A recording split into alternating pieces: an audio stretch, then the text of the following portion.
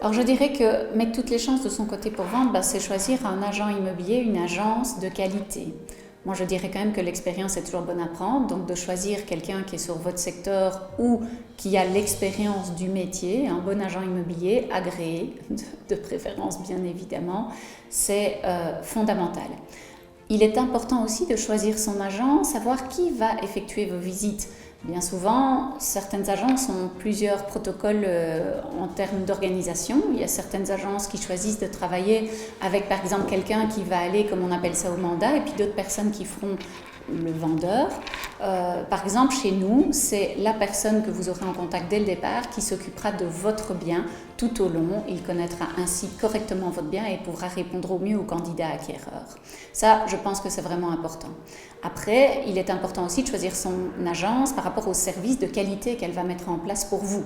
Donc, on est à l'ère du digital, il y a la révolution digitale qui a eu lieu. Donc, l'idéal, c'est de choisir une agence qui va travailler avec des outils digitaux au point. Par exemple, chez nous, nous travaillons avec une agence de marketing spécialisée en immobilier qui mettra en avant par des boosts et autres votre bien sur les réseaux sociaux, par des effets de ciblage, comme on appelle ça à l'heure actuelle, et qui sont vraiment la nouvelle manière de faire de la publicité à l'heure actuelle. Tout ce qui est papier est un peu désuet.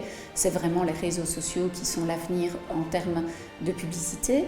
Il est important aussi de travailler, nous travaillons avec des photographes professionnels, des techniciens professionnels qui peuvent vous faire un livret très détaillé de votre bien et ainsi nous pouvons fournir en amont à vos candidats acquéreurs, avant la visite, un maximum d'informations et ils arrivent dans un environnement rassurant et sécurisant pour eux quand ils arrivent lors de la visite. Mettre les chances de son côté pour vendre le bien, comme je l'ai dit précédemment, c'est le choix d'une bonne agence et d'un bon agent immobilier, mais c'est surtout aussi s'investir personnellement.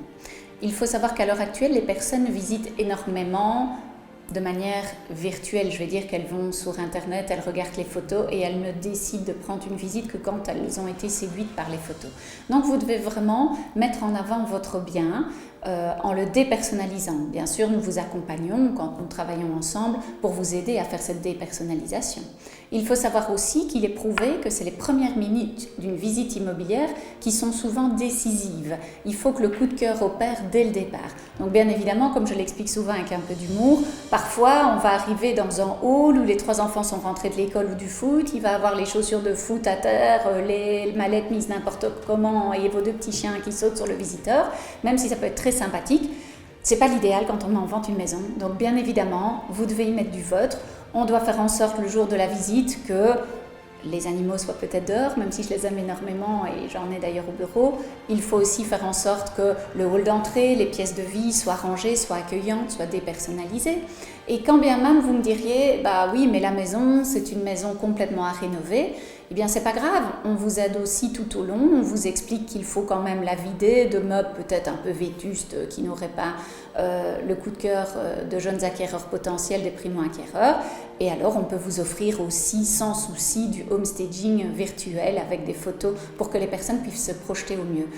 Le maître mot, c'est vraiment de vous dire, c'est ma maison, mais le visiteur doit pouvoir se projeter avec ses goûts personnels. C'est l'idéal pour mettre toutes les chances de votre côté pour vendre votre bien à l'heure actuelle.